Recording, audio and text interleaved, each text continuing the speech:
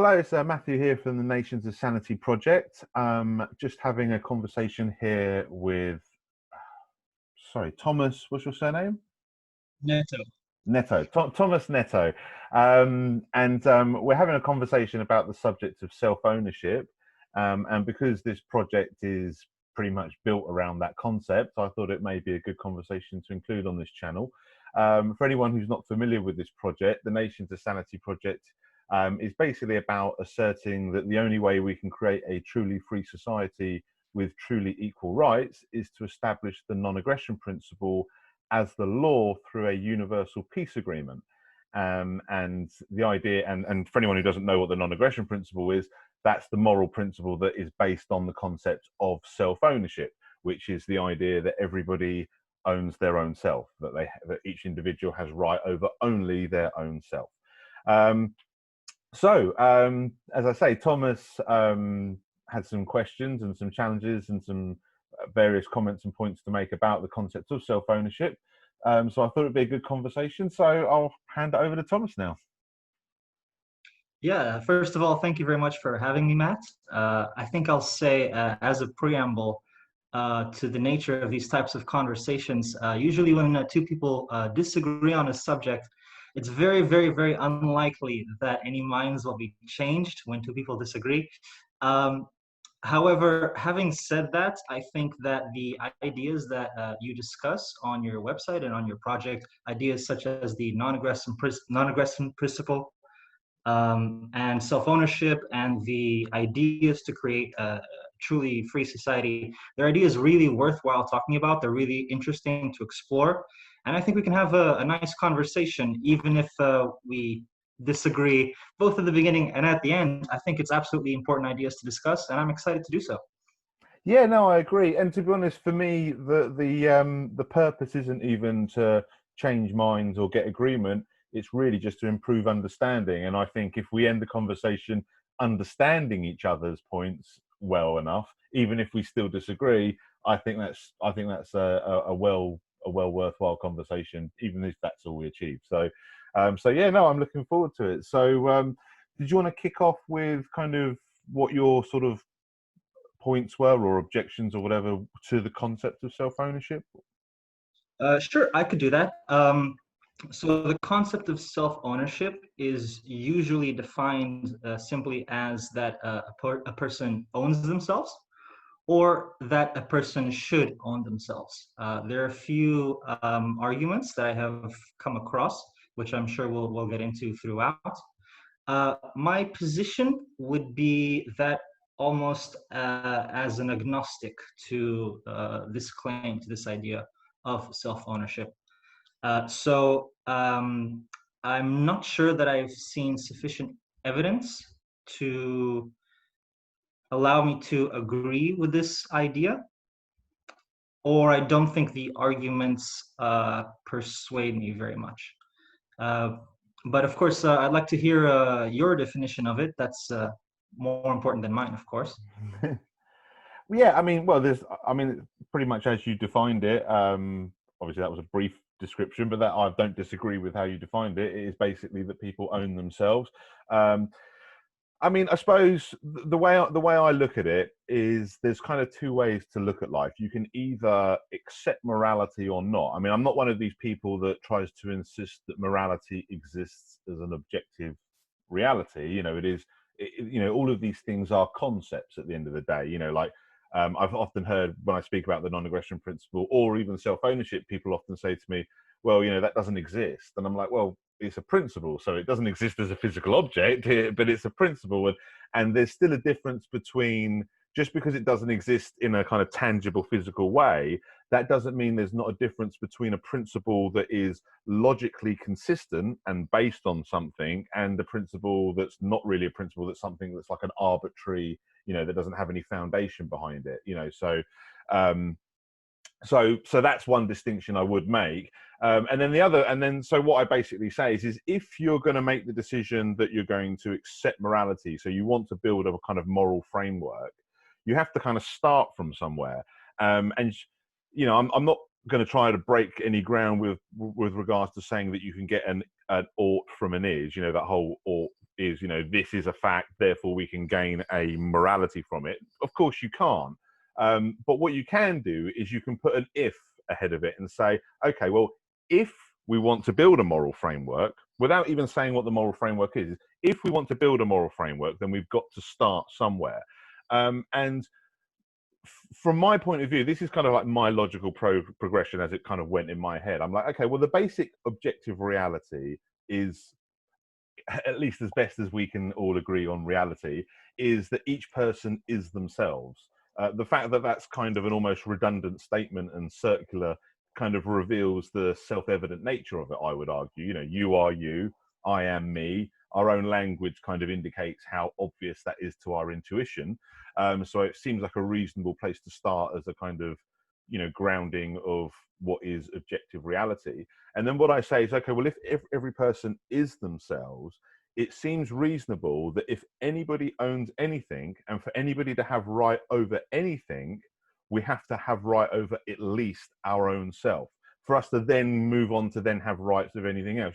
Like if I don't own myself, it's going to be pretty hard for me to own a car or own a house or build any kind of ownership of anything. And if I'm going to have right over anything, the same kind of principle applies. So for me, the most basic kind of grounding of where you can start for morality is the principle of self-ownership, is the principle that every person owns themselves, and to kind of translate into a moral statement, has right over themselves, which is kind of saying the same thing. But if you say right, then you're kind of emphasizing the morality that, although I think ownership does the same thing, because obviously we distinguish ownership from mere possession. If I say that that is your car that you own, that's different from saying that you're just in possession of it because you might have stolen it. But if I say you own it, then I'm basically saying that I think you have right to it. So the morality is still implied, but it's a little bit more explicit when you talk about rights.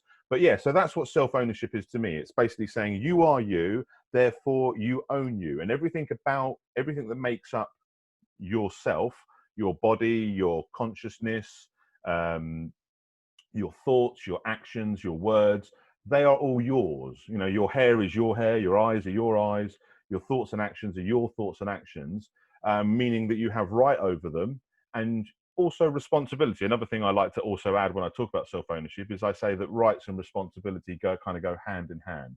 You have right over your own actions, but you're also responsible for your own actions. You have right to say what you want to say, but you're also responsible for the consequences of that. So yeah, that's it. All right, wonderful. So you said quite a few things there, and I think what you mentioned alludes to some of the arguments that we're going to get into. Mhm. You did mention, for example, that our language, the way we use our language, you are you and I am me, alludes to this idea of self-ownership. Well, I'm just going to point that down. We'll put a pin on it, and we'll go back to that argument, if that's okay, just to Yeah. note that aside.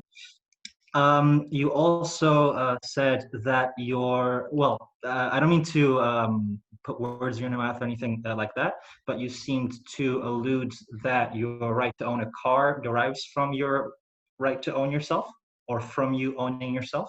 Yeah. Is that fair? Okay, Yeah. so we'll put that down as well.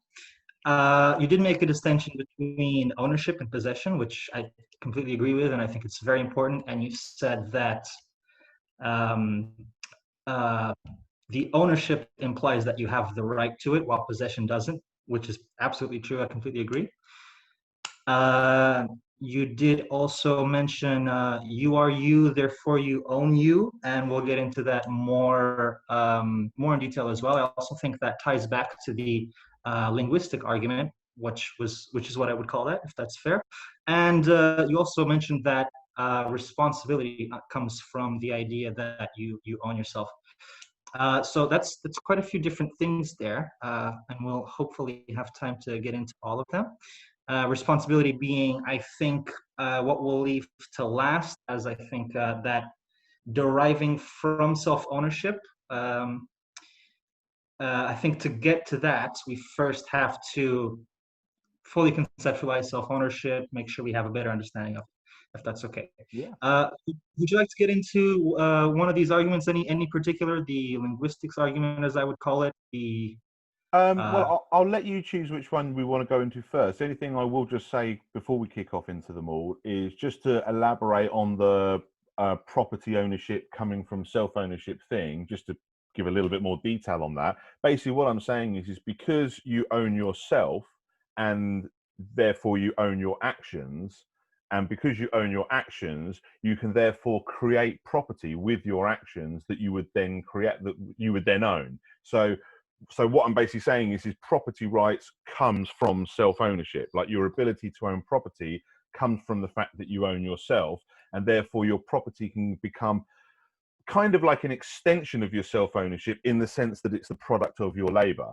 assuming that you've not stolen the materials and what have you. Like, so if I build a house, I built that house, that's the product of my labor.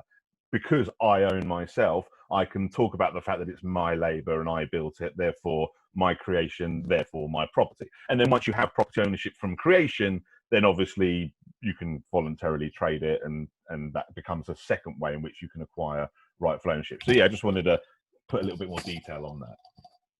yeah, sure thing. And since you mentioned that, we can go right into that argument first, if that's Okay. okay.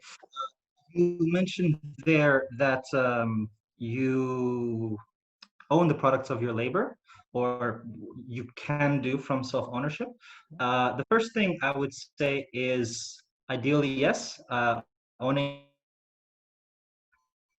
something that I think most people would want to do.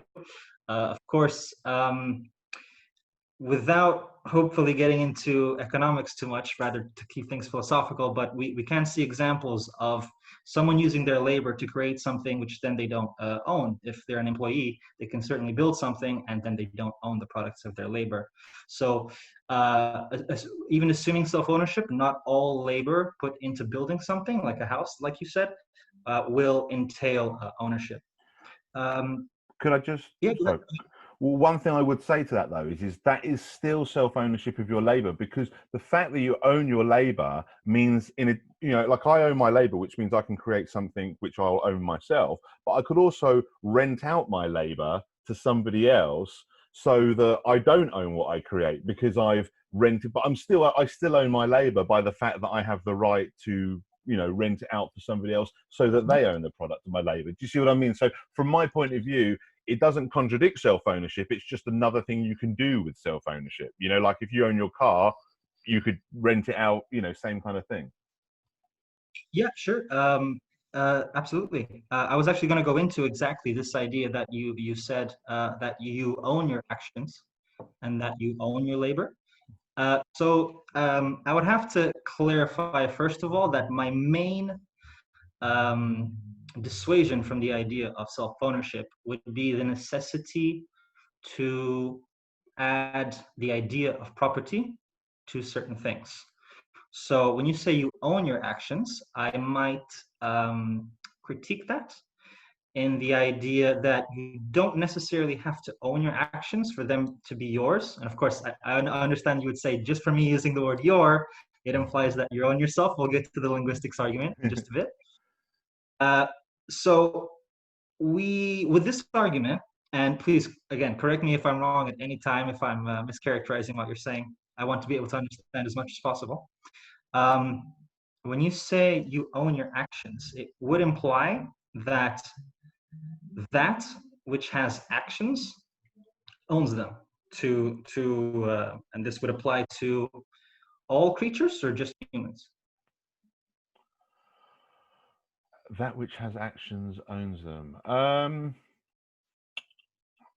Well, I suppose the thing is because I'm starting with self-ownership, so I'm not saying that you. Yeah, I see what you're saying. That which has actions owns them. No, I wouldn't say that which has actions owns them. Like I've already got my self-ownership, and then because of that self-ownership, you own your actions and own the product of your actions. But I wouldn't necessarily go back the other way and say that means that if something has actions, then that thing must own those actions, because there's obviously autonomous machines that have actions, and obviously when we get into the question, which I don't know if that's something you want to broach into, which I'm happy to, but if when we get into the aspect of other animals outside of humans as well, there's obviously a gradient of kind of understanding and comprehension. So I mean, I don't know if you wanted to delve into that kind of aspect of it, because that's kind of, it is obviously, it's not unrelated, but it's almost a separate subject in a sense, because it's like, well, it's saying, okay, well, who should have self ownership? You know, how far should we kind of express that out, and in what way?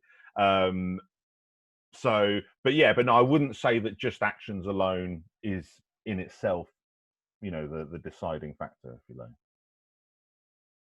So if I understand you properly, you would say that it is a linear uh, train of thought where from self-ownership you have the ability to own your actions, but not actions will lead to self-ownership. It doesn't go Yeah, backwards. It's one way. yeah. That's certainly the way I'm thinking about it. I mean, I must admit, I've never actually, since when you brought it up was the first time I'd ever thought about it from that direction. So, but my first instinct is no, that's, you know, I'm going it from that way, because I'm saying, because you own yourself, then, you know, like, you own what you do, and follows on from there. But no, I wouldn't say it necessarily follows the back the other way. Well, that's one of the reasons I'm very happy to have these types of conversations. We get to have, different people's perspectives. Yeah, no, it's great for me too. And from the answer you gave me, I'm perfectly satisfied with. I'll just go to the next thing because that seems perfectly reasonable to me. Okay. I have no issues with that whatsoever. Um, where should we go to next? Uh, if we take the idea that you get the ownership of your actions from self-ownership, uh, I don't see that as a leap necessarily. We can easily say that if you do own yourself, then you do own your actions, because in a certain way you are your actions. So you can kind of blend those two things together. So I don't see any issues with that, to be honest. Uh,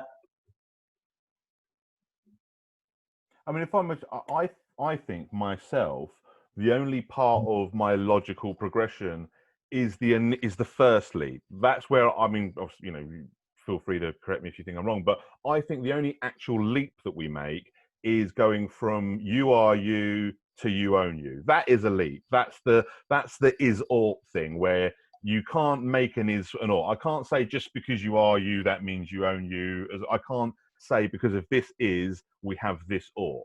I think that claim that you can't get an ought from an is true. That holds true. But what I say is, what you can do is you can put an if in between there. You can say, okay, well, we've got this reality that you are you.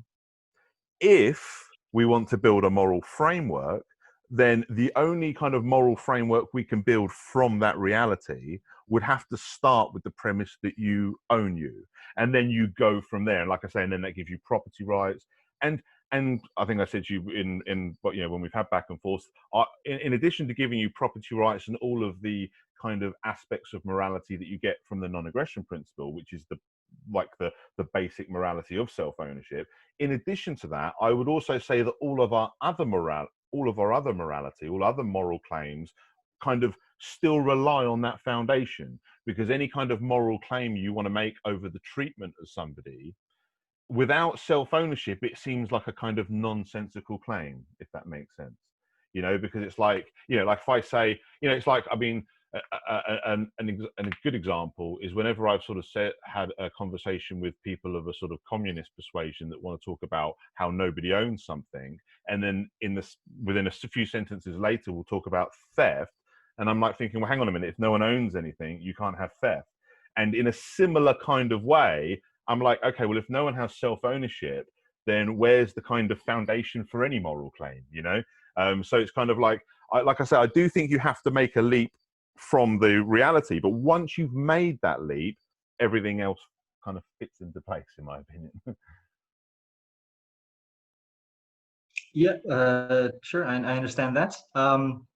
I was thinking back about the ownership of your actions. I suppose the only quarrel I might have is that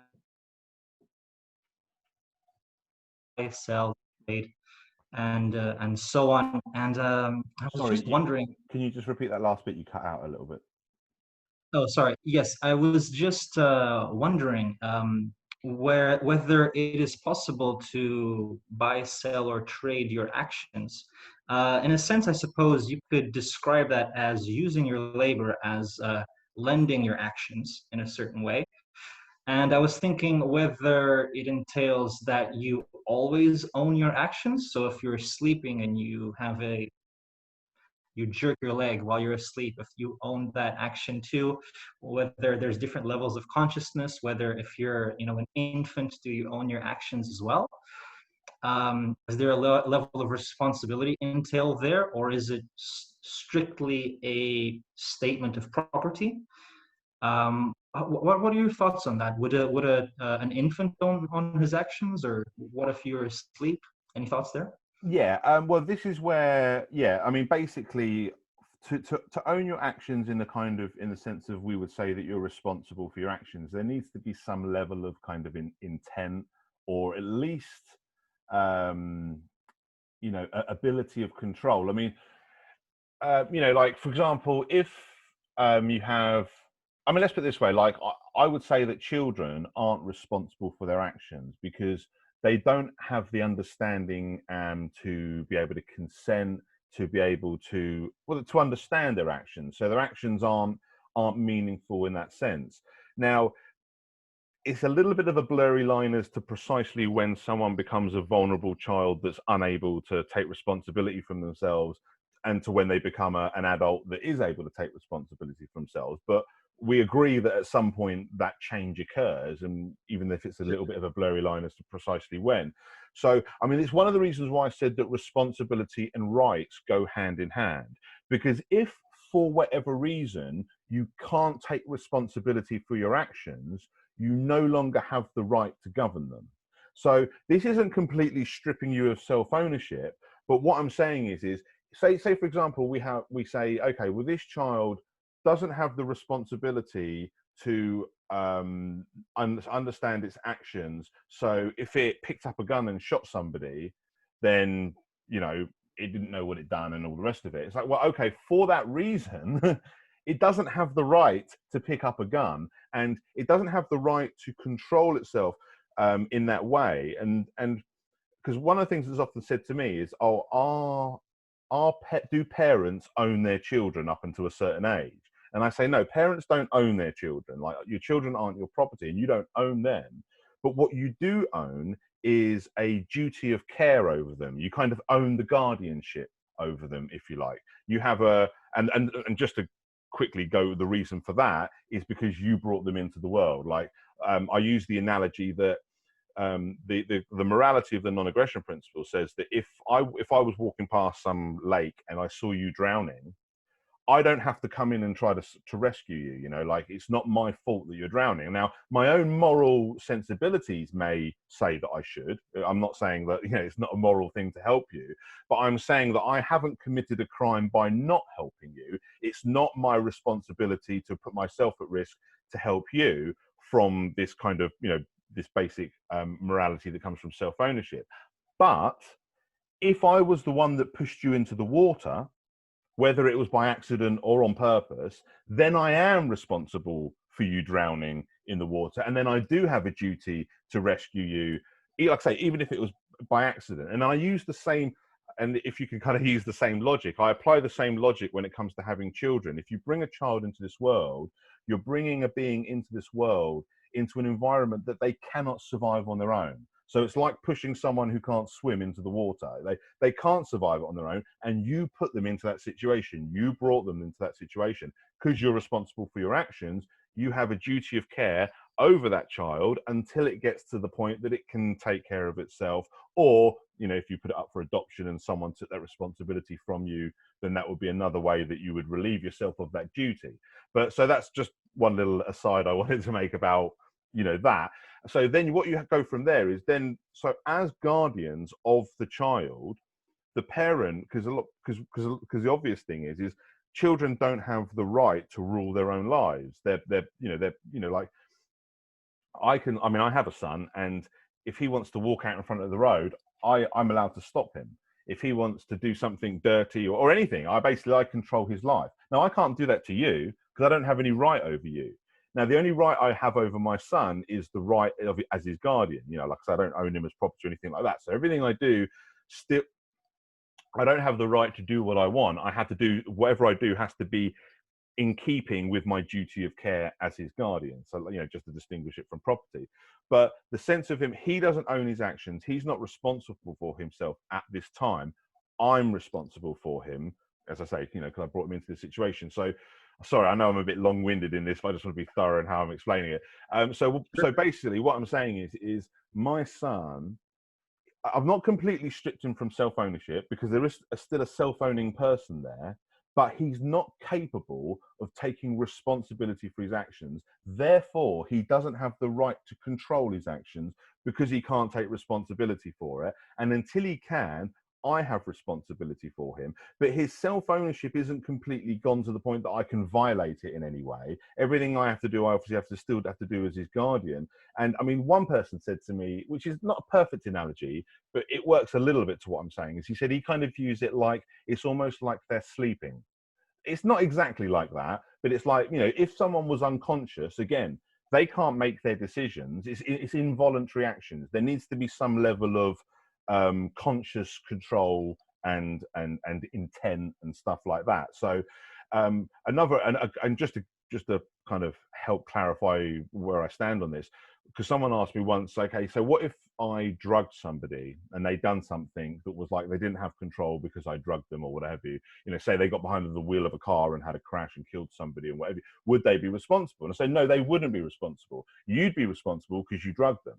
They wouldn't be responsible because they were, you know, they weren't in control of their actions. But if they took the drug, if it was their voluntary choice to take the drug, which then put them in a situation where they didn't control their actions, then they would be responsible. Because even though they're not responsible for their actions in the sense that, you know, like they would be if you gave them the drug, the fact that they gave it to themselves, they put themselves in that situation where they would potentially not know what they're doing and be a danger. So I hope all that long-winded rambling kind of made my point kind of clear, and obviously tell me what you're not sure of.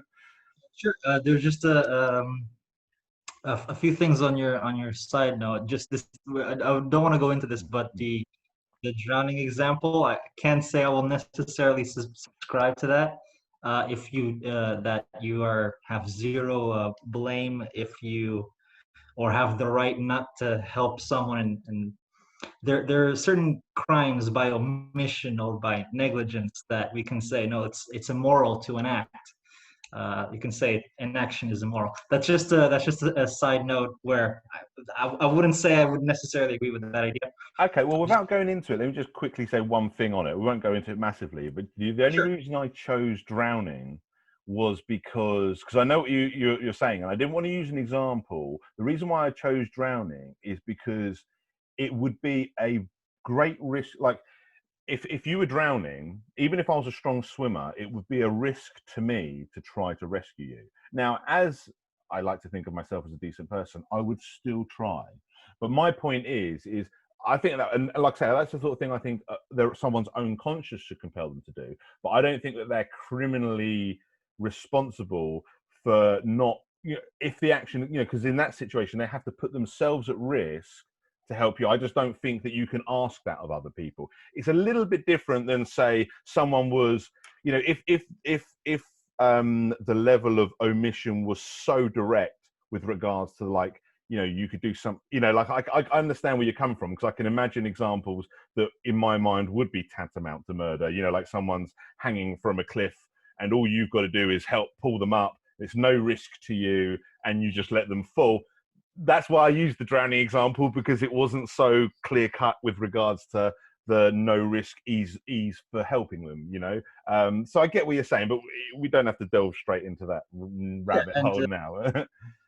even if it was risky to drown someone, you'd probably be a little angry if a lifeguard refused to help someone that was drowning. If it Yeah, although a in that way. lifeguard's a bit different, because then that person it's his job, you know. It's a little. Sure, but I'm the talking same about just a passerby, you know, just some regular Joe. okay, I understand.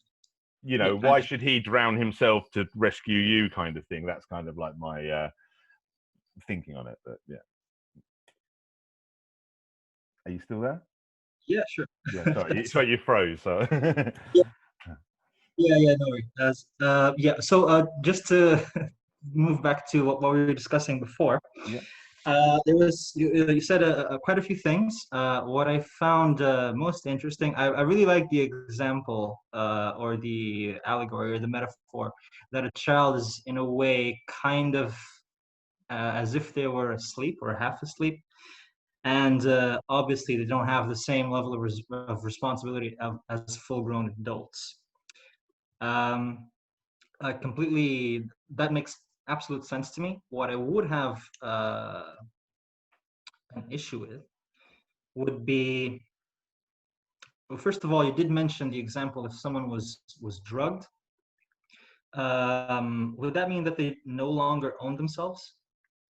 Because if you imply that the child's uh, a child is not as conscious as an adult human being, and therefore they don't have the same rights and responsibilities. Would that apply to a sleeping adult? it would. But just to clarify, what I'm saying there is, I'm not saying that they don't have self-ownership. What I'm saying is the reason the rights and responsibility thing goes in hand in hand. So if there's a particular action that you can't take responsibility for, then you don't have the right to make it.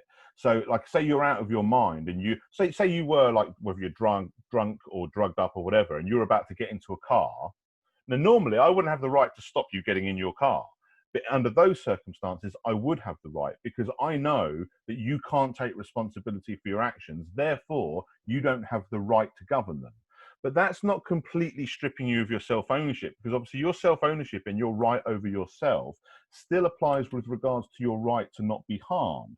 You know, like, this is why I say this is important to understand with the children thing, because obviously children aren't completely without their self-ownership, like, you know, because you can't hurt them, you can't violate them. All you're doing is you're curtailing their right to govern themselves in accordance with what they can take responsibility for. Like I say, to use the example of stopping somebody from getting in their car if they're blind drunk, you know they can't take responsibility for their actions, therefore they don't have the right to rule them. But that doesn't mean you could murder them whilst they're in that state. They've still got their self-ownership in that sense. And the same with the child. That's why the sleeping analogy is quite good, because, you know, there's still a conscious person there with rights, and if they were able to take responsibility for their actions, they'd have right to govern them. But all the while that they're not, whether it's because they're unconscious, they're drugged, they're a child, so that, you know, they're mentally handicapped, whatever the reason for them not being able to take responsibility for certain actions, those are the actions they don't have the right to govern. Does that make sense? No, that makes perfect sense to me. Yeah, I would ask then, do they have less amount of self-ownership in those circumstances? Um, I would say, Because you're linking them together at a one-to-one scale, right? Where your consciousness is decreased, your responsibilities and your rights are decreased. And therefore, if all these things are directly, innately linked to self-ownership, then self-ownership should decrease as well. yeah, I mean, I suppose the reason why I'm struggling to accept that characterization is because the way I'm conceptualizing self-ownership is saying that you have, like, I'm saying, like, you have right over yourself. That's your self-ownership. You know, no one has right to violate you. You own yourself. Now, that's still true, even if you're in a situation because you're drugged or you're in a coma or you're a child or whatever the reason. That's still equally true, even though, because the rights of action that we're curtailing, because they're completely level with your ability for responsibility. Like, because the only reason we're saying you don't have the right to do this is because you can't take responsibility for it. I don't see it as diminishing your self ownership. It's more a case of, like, your self ownership. This is how I'm conceptualizing it. Your self ownership is still absolute, but you just don't have the ability to manifest that self ownership in the way in the control of these actions or those actions. And it's like, it's kind of like saying, if you own that car and that is your car, no one has the right to smash it up or do anything with it. But if you're not in a position to be able if you, no, sorry, that's a bad analogy. I'm gonna I bought that one straight away. But It is a little tricky. it's, yeah, I mean, it, in my head it works fine. I'm just trying to think of the way to explain it. But it's, I suppose what I'm saying is yeah, I mean, with a risk of repeating myself a bit, but that's the way I view it. Is I'm saying, by saying that, oh, you like, I know where you're coming from, because you think, oh, well, you're diminishing his self-ownership because you're diminishing his right to do this, that, and the other. But I suppose the way I'm looking at it is his self-ownership is his right over himself. That's not diminished, but the fact of the matter is his capacity to extend that to this action or that action isn't there, because he doesn't have the understanding to be responsible for it. So it's kind of like, yeah, it's really hard to, I don't know if Yeah, you're no, kind of getting it is what a I'm little saying, but it's, I suppose, tricky. I mean, the reason why, like I say, whether you get what I'm saying or not, the reason why I'm kind of hesitant is because I'm saying, well, no, your right as a person isn't diminished. It's just your capacity to exercise that right is diminished, not because someone's oppressing you, but just because of your circumstance. You know, like if I was giving you a drug that was making you incapacitated, then I'm obviously causing that situation. But if that situation's caused by things where, you know, like, you know, we can't sue nature for what it's done to us, or, you know, whatever sort of thing like that. So I suppose that's my point of view. It's not that you don't have, you know, because the thing is like somebody who, like the drunk person who can't drive, when he sobers up, he can drive again. Do you see what I mean? So it's like, that's why I don't feel his self-ownership's diminished. It's just simply that aspect of him is asleep. It can't act responsibly, so therefore it doesn't have the right to act, because it's not really him acting. Does that kind of make sense? Yeah, I see what you mean.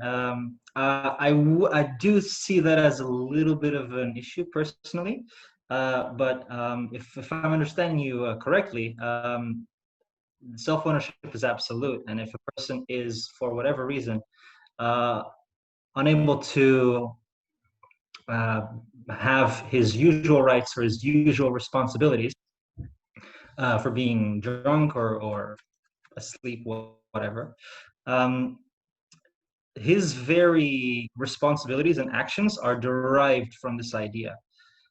So if the absolute nature of self-ownership doesn't translate necessarily to the actions, uh, then it might make a little bit of a gap for me. Okay, well, As sorry, yeah, sorry, I just yeah, wanted to. no, I was just gonna say because if we're joining these ideas together, right? We're joining responsibility, we're joining rights, we're joining the ownership of your actions. And we could, for example, say that, well, a drunk person does not own his actions to the extent as if he was sober. Um, it might, I don't know. Then perhaps the ownership of his actions is more reliant on his state of consciousness and not the absolute self-ownership. Yeah, Does that make well, sense? well, yeah. I mean, I suppose the thing is like, I suppose what I'm saying is like, your ownership of your actions is absolute, but they're not really your actions in that sense if they're involuntary, even though they are your actions in another sense. I mean, you have to come with me on the language a bit here, but you know what I'm saying. It's like, you know, there's a difference between your intentional actions and some involuntary thing that you did when you weren't even, say, awake or something. And just the example that kind of popped into my head then as you were speaking was, and I don't want to go down this route necessarily if it's something you disagree with, but one of the other things about self-ownership it would include is your right to die. Like, if I wanted to kill myself, that would be my right. Now, there's lots of reasons why we should, you know, obviously dissuade people and all the rest of it and guard against people killing themselves. But I do think it is your right as a self-owning individual to do that. So what I'm saying is imagine you were again taking some kind of mad drug that's put you in a state where I don't think you're able to, you know, fully understand what you're doing and take responsibility for your actions. What I'm saying is if you're under the influence in that way, I would have the right to stop you from killing yourself, not because I have the right to stop you from killing yourself. Like, you know, you have your self ownership, you have the right to kill yourself, but because I have good reason to believe that that's not really your actual intent, you know, like I say, you're not in control of your actions, you're not understanding it or what have you, I have the right to intervene. Once you sober up, so to speak, if you still wanted to kill yourself, then I wouldn't actually have a right to stop you. Now, if it was, I probably would, there's certain areas where whether I had the right to do it, particularly if it was someone I cared about, I might just do it, stop them anyway, you know, and you might lock them in your room for a few days and try to convince them and all the rest, you know. But technically, you don't have the right. Technically, you're kidnapping them and imprisoning them and doing what have you. And although there is the argument to make, although it's a bit of a circular one, that some people might say, well, anyone who wants to die isn't right in their mind, you know, kind of. But I would dispute that because there's plenty of reasons why people can still have enough conscious thought and want to, you know, and want to die, as sad as that is obviously to be in that situation. So that's, I don't know if that helps illuminate where I'm coming from a bit, but that's another example that popped in. Sure. I don't know if we start talking about euthanasia, we might get a little bit off course here.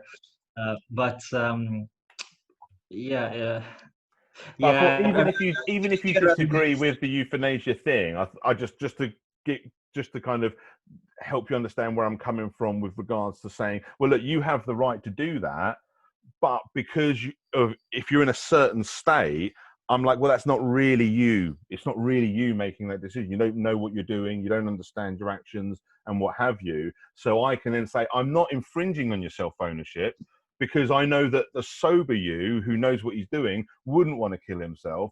Therefore, I'm honoring your self-ownership by acting. Oh, and that's one other thing. Sorry, just wanted to throw into this because there's obviously the obvious question is okay, if someone's not in a position to exercise their self-ownership, how do you act for them? Because how do you know what they would want, you know, if they were able to, you know, take control and all the rest of it? And I would say that in those situations, much like we have to do with our children and much like you would have to do, you know, with people in that sort of situation, is you'd have to invoke what you would call implicit contract, where you can kind of say, okay, it's a little bit like an example I often use is imagine someone was about to get hit by a bus. And obviously, I'm still living in my world where people are allowed to kill themselves, but you don't know that he's trying to do that. All you know is he's about to get hit by a bus, and as far as you know, so you run and you push him out of the way and save his life. Now, obviously, if he wasn't about to get hit by a bus, running and pushing him over is assault. But obviously, under these circumstances, it's reasonable to assume that he would want you to push him out of the way of the bus, you know, because as far as you know, he's not suicidal or anything like that. So what you're doing is you're invoking. There's no time for you to get consent because it's obviously a split second thing. So in a situation where you can't get consent because where you can't get explicit consent, you invoke what we call implicit consent, where it's implicit that they would want you to save their life, even though they can't explicitly express their consent for you to push them over out of the way of this oncoming vehicle. And you use a similar thing with, like, you know, children and all the rest of it. You know, it's reasonable to assume, and you know, we none of us are mind readers. We can't do this to a perfect science, which is why you have to use this kind of arguably subjective standard of reasonable. but still, you know, I still think we can. That's still a workable thing because, you know, someone can say, oh well, it is, you know, like I say, in the situation of being pushed out of the way, I don't think anyone's going to say, well, that person's guilty of assault, because, well, hang on a minute, it's implied that if I was about to get hit by a bus, I would want someone to push me out of the way. That's implied, you know, so it's reasonable to have that. But if I explicitly clarified that I didn't want that, then obviously implicit consent can't be invoked. You can only invoke it where explicit consent can't be given, if that makes sense. Are you still there? I think I've lost you because you're frozen and I can't hear you. Yeah. Oh no, That you're makes still there. All perfect right. sense to me. Uh,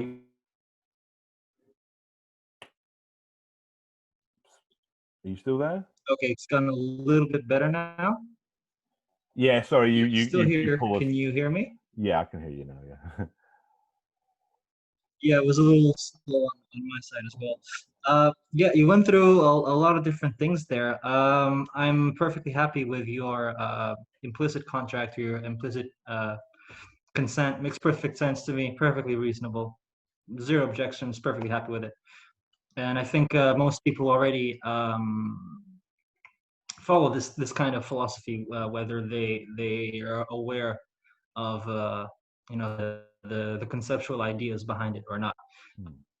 I wouldn't say necessarily, but I understand that most likely you do have personal responsibility from self ownership, and therefore the responsibility um, to push someone out of the bus against their will, or whether they want to or not.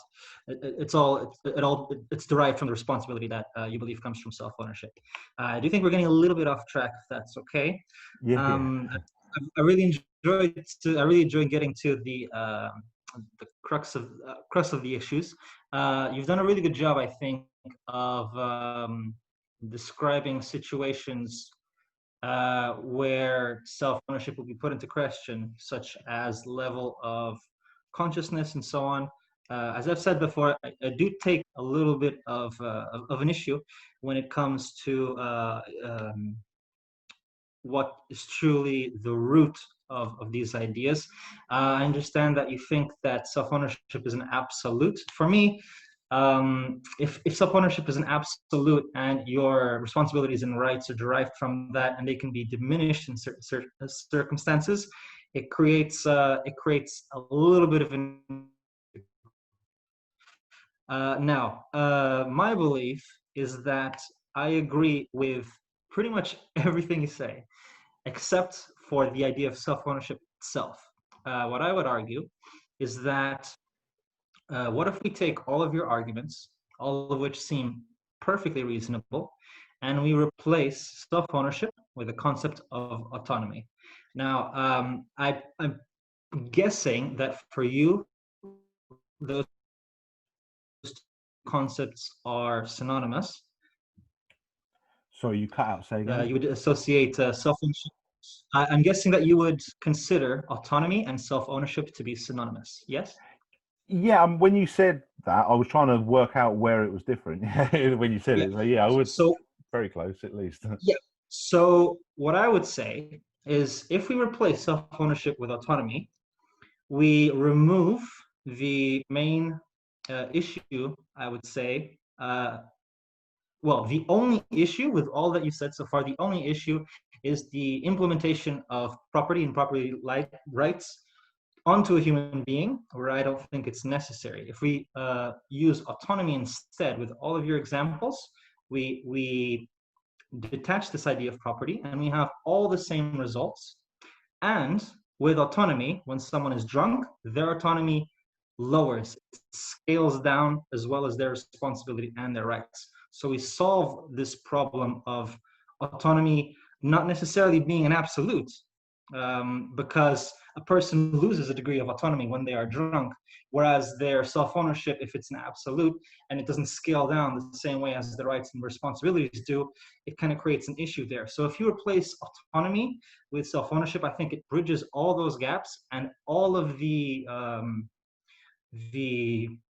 examples that you've given, these really good moral examples, they all have the same results, the ideal results that I think you and I both would like. So Yeah, sorry. I would just suggest that to you. Yeah, I mean, it's something I'd like to probably want to think about a little bit more, and maybe even Google the precise definition of autonomy, just so I've got that precise. But I mean, I suppose the only thing that comes to mind is: are you losing the moral? Are you losing the moral claim when you go to autonomy from self-ownership?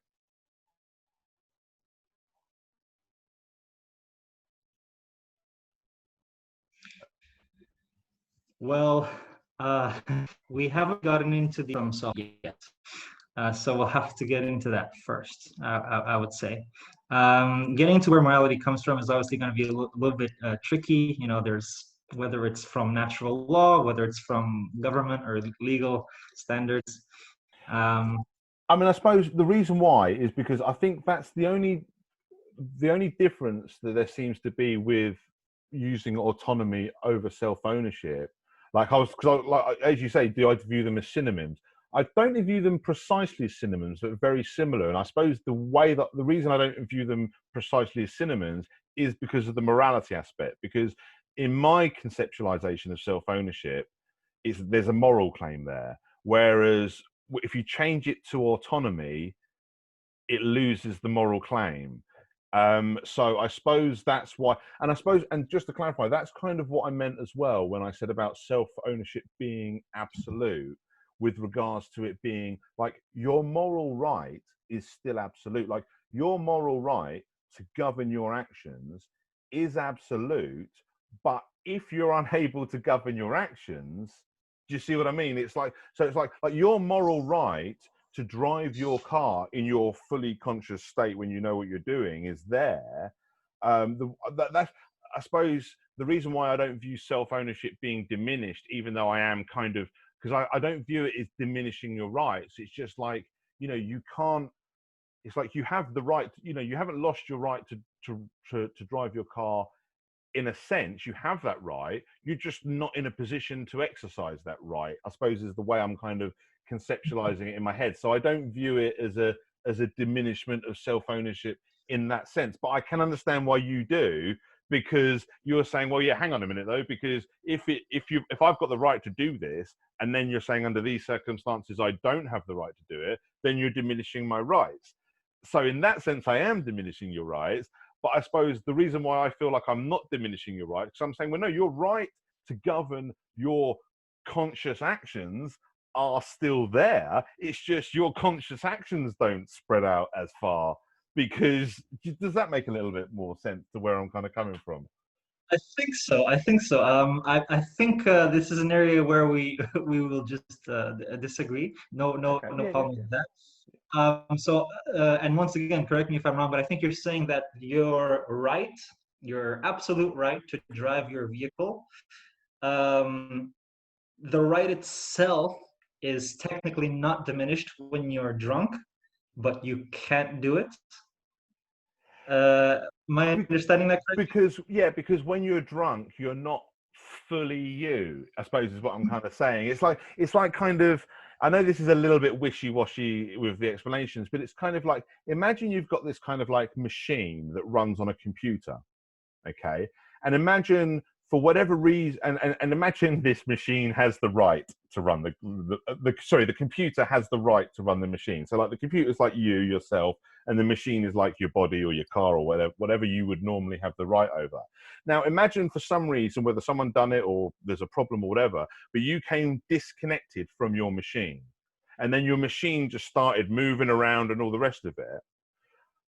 Someone else would then come along and say, like, and act on that machine to stop it moving in the way that it's moving. And in that situation, it's like, we're not denying the computer its right to control the machine, but for whatever reason the computer can't properly. Like, I mean, I know I've made it more black and white in that example, because I've done a full disconnection, whereas obviously being drunk is more, you're more compromised, you're not completely disconnected. But I'm using the same kind of principle of saying, it's not that your rights diminished in the sense of, like, if you were fully connected you would have that right, but you're not fully connected. I suppose that's the kind of way I'm kind of conceptualizing. If the computer was cut off from the machine, so it wasn't properly controlling it, then you're not actually interfering with the self-ownership of the computer, because the machine's actually acting in kind of involuntary ways that the computer's not actually controlling. And then obviously, if you know the computer's programming well enough, you could even invoke implicit consent to say, well, I know the computer would want me to do this, and reconnect it, and so that when it does come back online, it can then take control again. So for me, the right, even though the control's not there, or you've cut it off or whatever, you've taken control, the right is still kind of sitting there like it's asleep, like it's waiting to be rescued or whatever, so, and like I said, that's a bit wishy-washy explanation, but that's kind of how I conceptualize it. That's the reason why I say that your rights aren't diminished, even though, like I said, I do understand where you're coming from, because in another manner of speaking, they are diminished, because, that's the way I look at it. It's like, you have the right to drive your car, but you're not you right now. You're compromised by the alcohol or the drugs or whatever it is. And I know that when you weren't compromised, I know that you'd want me to stop you getting in your car and killing yourself or somebody else. You know what I mean? So I'm still acting to in honor of your self-ownership, if that makes sense. I think it might be down to semantics, our disagreement. I think we mostly disagree. I think we'll. I mean, I'll give just an example, but I think we should move on to something else otherwise. But we'll just have to say that we have just different perspectives on this. I would say that, for example, if this applies to all rights for you, that I would say when a prisoner commits a crime and goes to jail, that they lose their right to freedom, to liberty. And for you, you would say when a prisoner, when he goes to jail, he keeps his right to freedom, but he doesn't have access to it at that time, if that makes sense. And that's but I would like to move on, hopefully, because there's a lot of interesting things I'd like to go through. Okay. I mean, I've But got. Well, I yeah, have. go on. Well, there's a Like couple of things. to I'll say try to something? say a couple of things briefly on that without getting bogged down into it, kind of thing. But I mean, the way I look at it, I mean, I suppose, yeah, you do end up curtailing their rights, but I suppose the thing is, the other thing about self-ownership as a universal right, and this is why I say the non-aggression principle is the kind of moral principle that comes from this concept, because if it's not just my right, like self-ownership isn't only my right, it's your right as well, it's everybody's right.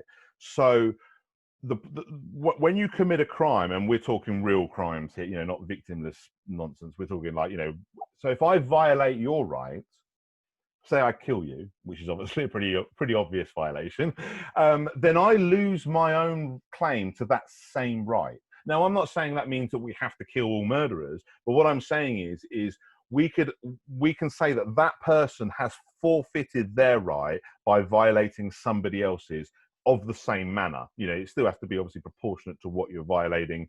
You can't murder a petty thief, for example, but so with all of those caveats put in place. So, I mean, you could argue, yeah, I'm violating their rights, but it's more a case that you are violating their rights, but it's almost a case of, from a morality point of view, I'm like, well, they've kind of done it themselves, because they've forfeited their rights. Again, I'm more invoking the moral principle than the concept. So I'm more going into the non-aggression principle than I am the concept of self-ownership, even though it's still based on that.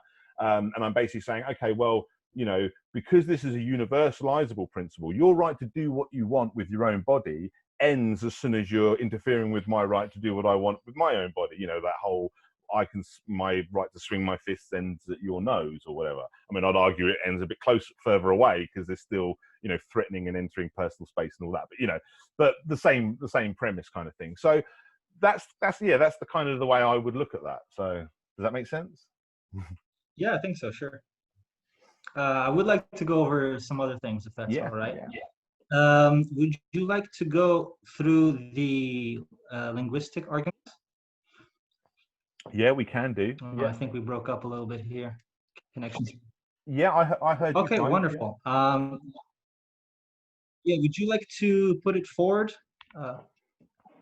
Yeah, I mean, just to clarify the linguistic comments I made, I'm not putting that forward as absolute proof or anything like that. It was just a kind of added it's more like evidence to bolster my case rather than a kind of deciding, the fact that our language alludes to self-ownership doesn't prove self-ownership, but it does allude to our own almost implicit acceptance of it, even if we don't all conceptualize it in our heads as, oh, we all understand self-ownership, but it does seem implied in our language. So yeah, just wanted to clarify that I'm not saying it proves it outright. Just because we speak a certain way doesn't mean that that's how it is, but it does imply that we all kind of have this understanding, and it's a universal thing. It's not something that's unique to English. You know, like all of our languages seem to work on the premise that we are ourselves and we own our action in some way, without necessarily making a moral claim. There's some sort of implied ownership over ourselves just by the fact that we describe, you know, like I say, I talk about your eyes, they're your eyes, whatever color they are. You know, this is my hair, these are my, you know, and when we talk about each other's actions, it's like, you know, I threw that stone, you know, and which is why I'm responsible for if it hits someone in the face, you know, and all that. So, you know, so it's kind of like, again, not as an absolute proof, but just as a kind of as evidence that we kind of already know this, or accept it on some level, you know, even if it's just on an intuitive basis. Sure. Yeah, and just to clarify to any potential listeners, this argument of linguistics is to do with the idea, like Matt said, the example of your eyes. It's the idea that it is your body, and therefore you own it. So when we associate, it is your phone, it is my computer. These denote property ownership. And since we use this type of language to talk about people, then that would assume that therefore they own their own bodies. So would that be fair to say that's a fair argument? Yeah. Sure. Yeah, I perfectly acknowledge that you used that to bolster your argument, but not necessarily as proof. This is one of the arguments I would have the most problems with, which is why one of the reasons I like to get into it. I think I can show to a certain degree why it doesn't work for me. So the idea behind the argument formally, like I said before, is that, well, we say it's your body, and we use your to denote property ownership, therefore you own your body. We can phrase it as simple as that. Now, a couple of things. Our language can be mistaken for all sorts of different ways. For example, once upon a time, we used to call Native Americans Indians, thinking they were from the country of India. We can think of lots of examples of this kind. Um, so the first thing is the language we use. It is not necessarily accurate. It's not necessarily reflective of reality in an accurate way.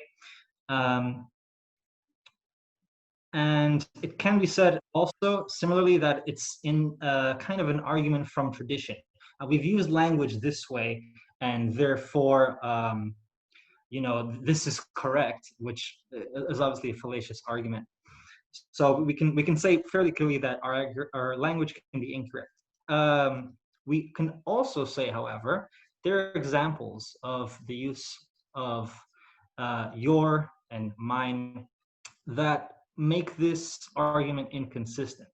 So we have your country. You're from the country of France. So this is my country, right? Phrasing it better. This is my football team. So if we denote, if we argue that using the word your proves you own something, or my phone proves that I own it, then it would suggest that when I say my country, I own my country. So because we use that type of language and we clearly don't own our countries, or your sister, your mother, we don't own those people just by using these words, we can show that clearly language is not sufficient to prove ownership. Would that seem fair? Yeah, that's fair. I mean, that is why I did say it's not proof. It's just something I kind of use as an example to suggest that there's some kind of implicit understanding. But yeah, no, I fully understand that. I mean, although I do fully understand that and I accept your point, the only thing, if I wanted to be kind of pedantic about the examples you gave, I would still say, okay, well, I might not own my sister, but there's an ownership of that relationship or something like that. You know, like I don't own my football team, but I own my support. You know, I mean, it's like there's still some kind of, I know it's a bit tenuous and a little bit pedantic, and it doesn't diminish your point because, you know, but you know, like I can still say there is still some kind of implied actual ownership there, even if it's not of the actual team, it's of something connected to your support to them or something like that. But putting that aside, I still think your point's still valid. And that is why when I brought it up, I did want to specify. Look, I'm not saying this proves it. I'm just saying it does imply, certainly not as any kind of absolute certainty, but it does imply this kind of intuition among people that we kind of accept it on some level that we own ourselves. And also the other thing it does for me, even though again it's not an absolute on here, but it also raises the question of, if you don't own you or have right over you, who does? And for me, the only place to go then is to just get rid of morality, get rid of the concept of rights, get rid of the idea that there is any rights, and it's just everything that's happening is just happening, and and that's when you've got kind of moral relativism, or kind of might makes right, or whatever kind of attitude you want to put in place of morality. So that's why I kind of say, even though like that's valid, and a lot of the points you've made have been valid, but I suppose even when we get to that point, even though I've got like these other aspects that I think kind of support the idea of self-ownership, as I say from the beginning, I can't prove it as an absolute, because even if I go straight, even if I only have one leap, I still have to have a leap at some point, even if it's just to get the ball rolling. But the one thing that kind of bolsters it more is, okay, I might need that leap, but the fact of the matter is the only thing I need for that leap is to put the if we want a moral framework. Because if we don't want a moral framework, there's no reason why we should have to have one. And it's like, okay, so we can reject self-ownership because we can reject morality. But it's much harder to reject self-ownership and keep morality. That's why I kind of say that it's kind of intrinsic, because it's like, even if you got to the point of saying, okay, well, I even, I'm not saying that we got to that point, but let's say we got to the point where you said, okay, I think I've kind of shown that you don't have a basis for saying that you own you. I would kind of say, okay, well, we're left in a place where we can't make any kind of assertion of any moral claim or ownership, because if I don't own me, you certainly don't. What I mean? It's like, it's the same with like when I talk about property rights coming from my ownership, there's a logical progression there of, because I own me, I own thingy. It's like, if I wanted to own another person, it's like, say you had somebody who believed in slavery and said, well, I don't believe that person should own themselves, I think I should own them. It's like, well, how can you own them? If you don't believe in self-ownership, you can't own anything either, unless you're inconsistent and, if they just say, well, I believe in my self-ownership, just not theirs, but, if they believe in self-ownership as a concept, then that allows them to own things, as long as it fits, logically with that concept. But if they reject the concept of self-ownership, then I don't see how anyone can make any moral claims, which is why I kind of, that's my little trump card in this. Is I think, well, even if he gets me, I've always got that, because I'm like, well, it's like, it's either this or no morality at all. It's kind of, if we want to be consistent, like, people can still make moral claims that are obviously arbitrary and inconsistent and hypocritical or whatever. But if we want to be consistent, if I want to say that theft is wrong, it's not just wrong when it happens to me, but it's wrong as a principle, then I obviously have to be consistent. And it's like, if I want to say there's any kind of morality, I need to start somewhere to base that morality on something.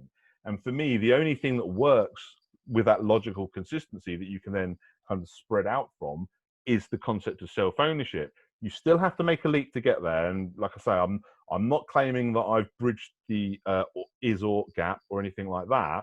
But once you start from there, you have a logically consistent framework for not just the objective morality that comes from that concept, which is the non-aggression principle, but also other morality that we develop on a kind of personal level. Like, I think it's wrong to treat that person that way. It's not a violation or anything, it's just my own personal preference, but I'm still invoking self-ownership. I'm still this self-owning individual has made the decision that it's morally wrong for that self-owning individual to suffer in that way. So it's kind of, so even things that aren't necessarily stuck to the non-aggression principle still need that foundation. Does that make sense? Yeah, sure thing. You went through a few things there, quite a few. I'll try to see if I can address some of those things. I'm a big fan of your examples. I think they really help to clarify these ideas. So I do appreciate them. I'll try to go back to just to make a quick point that when you mentioned your football team or your sister, that you own your relationship to your sister, you own your support to your soccer team. I would simply say when we use the word "your," human beings, they're saying in relation to. So when I say my phone, I mean the phone in relation to me, and it encompasses property. When I say my sister, it's her in relationship to me, in relation to me, and it's our relationship that we have. I don't, and this is one of the things where we'll ultimately disagree, of course. I don't think it's necessary to have ownership of anything. I don't think property is required to describe these relationships. So that's just a point. But obviously, your perspective of seeing that you own that relationship, you have a part of it, and it's property to you in a certain sense. Perfectly fine. Just wanted to address that very Yeah. quickly. Um, you did mention one very popular argument for self-ownership, which I have come across before, and it's always phrased in the exact same way. If you don't own yourself, who does? So this is a very interesting idea, right? Because you think, well, right, that is kind of a tricky question, but actually, this is actually very easily solvable. Um, so if you ask the question, if you don't own yourself, who does? Your not your per se, but the argument of self-ownership is what you're trying to prove, right? You're trying to prove that that you own yourself, or that you can be owned. And if you ask, if you don't own yourself, who does? You're implying that you can be owned, which is what you're trying to do in the first place. So that implication kind of makes it a circular reasoning.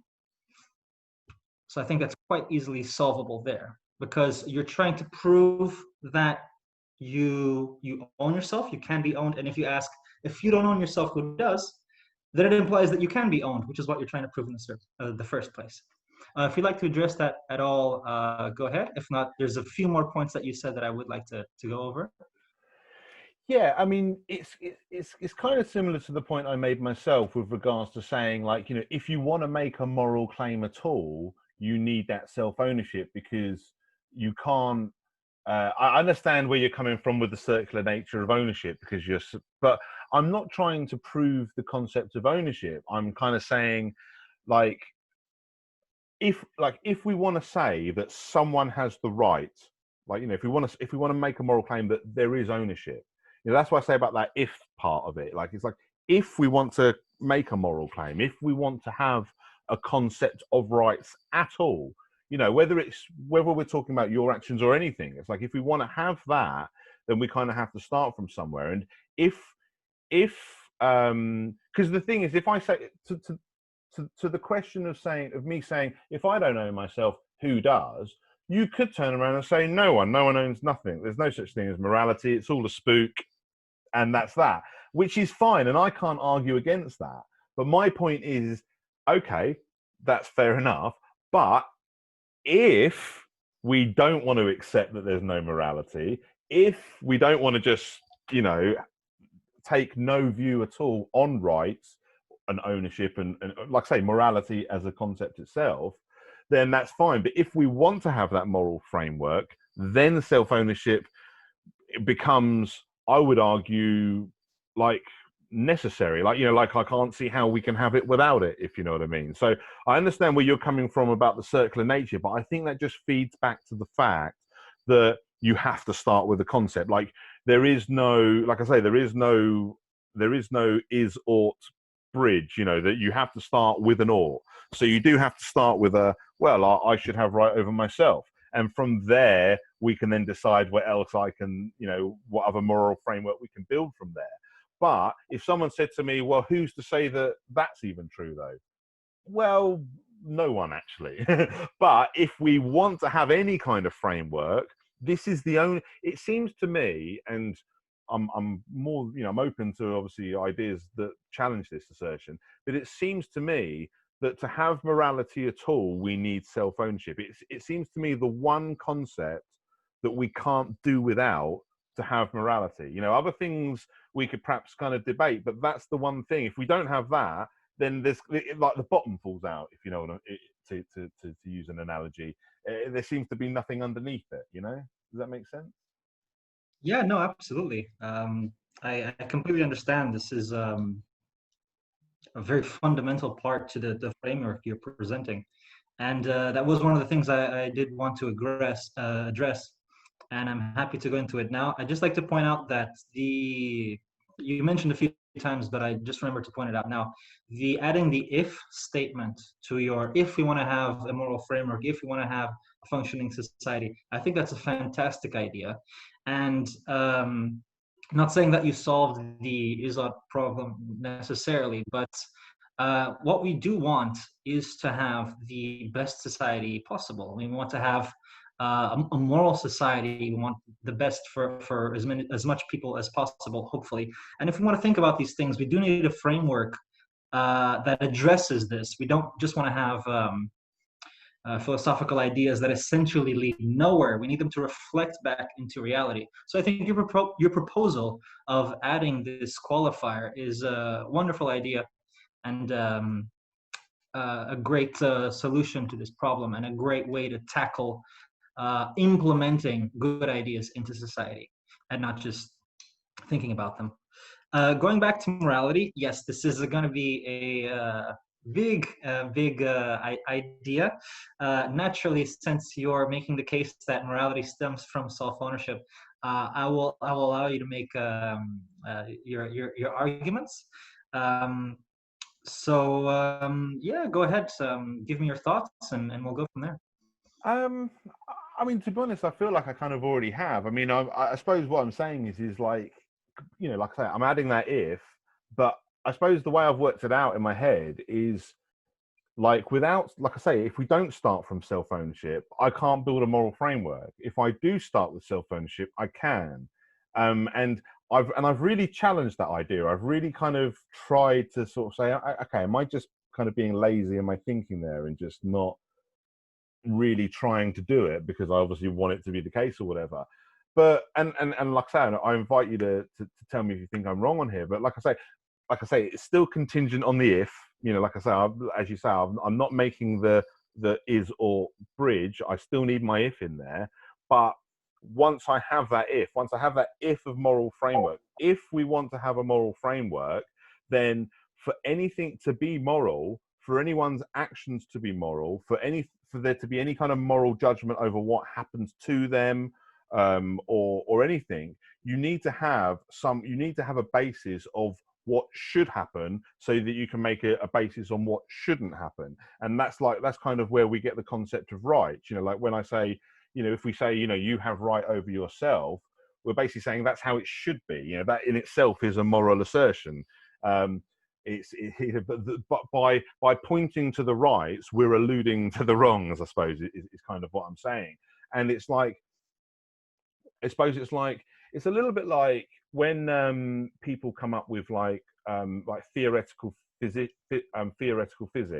Say someone comes up with a theory for how the universe works, and the maths fits. They can't prove it because obviously a lot of it's all maths and numbers. I mean, they can prove it theoretically, but they can't demonstrate it, you know, or what have you. But it all fits. It all fits. And then somebody else has got another theory, but it doesn't fit. It contradicts itself, and it doesn't work, and this doesn't fit. If that were, you know, and all the rest of it.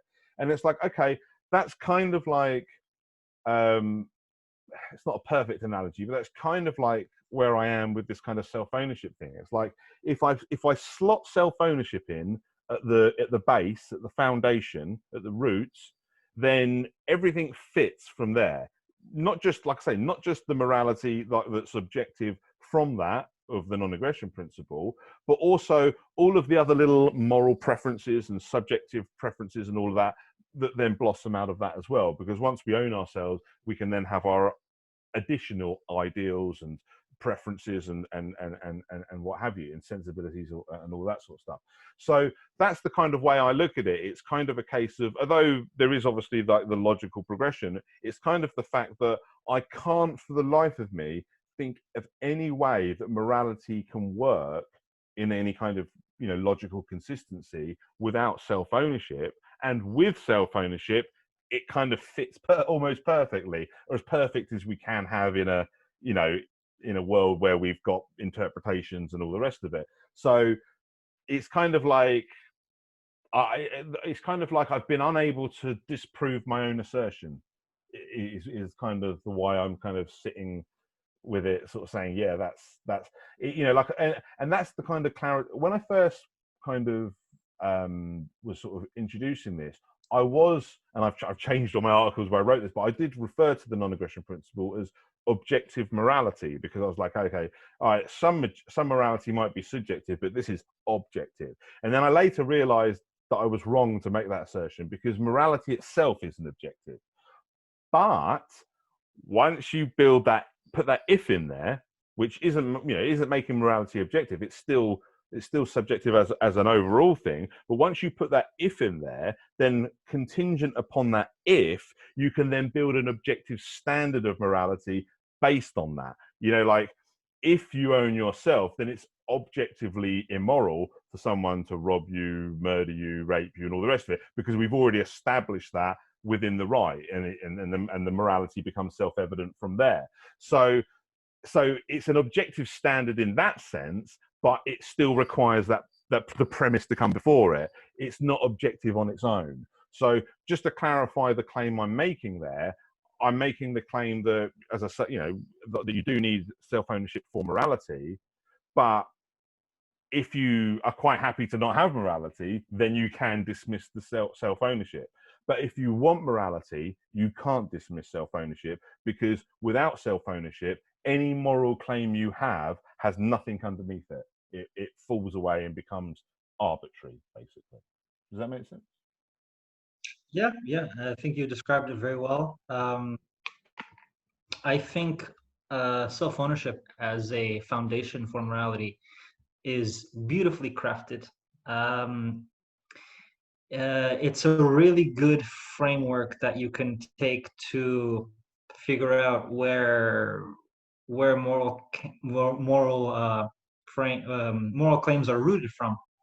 And if you have self-ownership and someone steals something from you, well, your self-ownership gives you the ability to own that object. Therefore, they steal that thing, they violate your ownership. Therefore, it's wrong. Same thing with any sort of violation on you. I think I understand that fairly well. Correct me if I'm wrong once again. No, you seem to. Again, it's a wonderfully crafted framework. It really makes sense where it stems from. My views on morality, unfortunately, are a lot more messy. They're not well crafted at all. They're just like jumbled together, because I see certain examples of a lot of the issues, and this is why morality is such a difficult topic within philosophy. Just so I don't forget, I would like to remind myself to suggest to replace self-ownership with autonomy, and to see if the morality examples still stand. So we'll go into that later on if I remember. Okay. Hopefully I will. I'll write it down here. But I would like to point out a few examples where, for example, we've seen moral behaviors in animals. This can be seen in a few videos from it, articles, so on. If animals can display a moral behavior, might their moral behavior come from their self-ownership? I do remember you saying that it's a linear path, right? Morality stems from self-ownership, but if you see a behavior, then you can't go backwards. But then, what would we call that? Would that be moral behavior? Because we can clearly see and assess and figure out that they have moral behavior, but animals don't own themselves. I'm assuming because we can own animals. So how would you? That was the first example, and the other example would be how morality changes within cultures over time. So it's always this messy, confusing thing that's sometimes contradictory even. That's kind of my view of how morality can be. Um, so that's why it's a little bit not as well framed as yours. But yeah, in terms of whether animals do own themselves, how they display moral behavior, what are your thoughts on that? Yeah, well, I mean, the animal question is actually the kryptonite to my project in a way, because it's the one thing that does make things a little bit messy. Because the fact of the matter is there's no moral argument I can make for excluding animals from the moral conversation that couldn't just be applied to humans as well. Like, intelligence, there's a crossover. Like, for example, an adult pig is about as intelligent as a human baby up to 2 or 3. I know brain understanding is not exactly the same in and all the rest of it, but if you're going to use that as a metric, for example, there's nothing you can say about an animal from a moral point of view that draws a nice little line where you can say, well, humans should have this and animals shouldn't. So the animal rights thing is a bit of an issue, because I can't actually provide an argument for excluding them entirely from the conversation. Now, obviously, I can equate them to children in the sense of not being responsible for their actions. So, like, for example, my dog doesn't get to cross the road when it wants to, just like my child doesn't, because like my child, my dog doesn't understand the dangers and all the rest of it. So I take, but it's fair. But the way I would view it, I know we talk about my dog and pets in an ownership sense, and this might separate me from a lot of other voluntarists and people who invoke self-ownership, because I know a lot of them do think it only applies to humans, but I'm actually not in that camp. I think that it does extend to animals, albeit in a slightly different incarnation. And the reason I say that is because I can't actually provide an argument for why it shouldn't. As you say, animals do exhibit moral behavior. They have emotional capacity in their brain. They can suffer the same as us. All of the things um, that we treasure in humans and that make us recoil at the suffering of humans, it's all there in animals. They can suffer as much as us.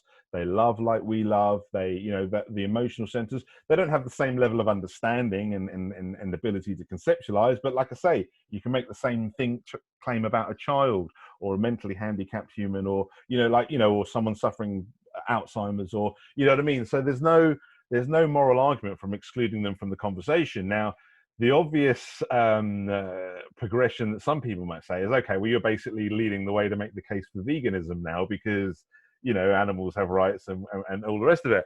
The only argument I can make against that is, I would say, and this is probably the rockiest part of everything I claim, but I think there's something to this. But I'm going to invoke implicit contract again. And I'm going to say that it's reasonable to assume that we could still farm animals if there was a certain degree of humane standards, because it's reasonable to assume that a cow would choose a life, as long as it's not, and again, this is a world away from the life that many of them actually live in today's world, in factory farming and all the rest of it. So it wouldn't excuse stuff like that. But you could make the case that you could still farm animals with that implicit contract invoked, by saying it's reasonable to assume that in exchange for a decent life, I get something back from this animal. Now, I understand it's a little bit rocky, because you could say, okay, well, will we make the same decision with our children? Like, well, can we raise children and farm them? And, why we wouldn't want to apply the same thing to humans of farming them for meat or whatever. But I would again argue that it's not reasonable to assume that a human would want to be farmed for its meat. You could say, well, it's not reasonable to assume that an animal would be either. But it's like, well, and then again, this is probably the rockiest argument, but I'm thinking to myself, well, hang on a minute.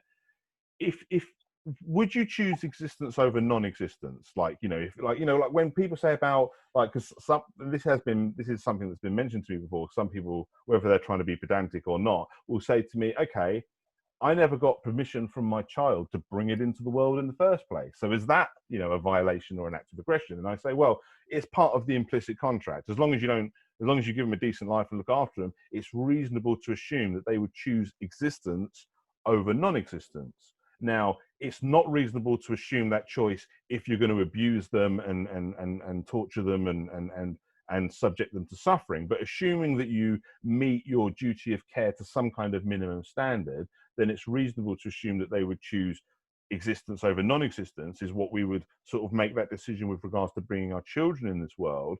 And I feel like we can use a similar argument when it comes to, because obviously what is humane life for a cow is much different to what is a humane life for a human, so even though, so the standard isn't the same. I mean, even it's not even the same animal to animal. What I need to do to provide a cow with a decent life that would fit that criteria of being worth its existence is much different to what I would need to provide if I owned a lion, for example, because a lion needs more exercise, it needs more stimulation. A cow would be relatively happy in a field with other cows, bit of space to move around.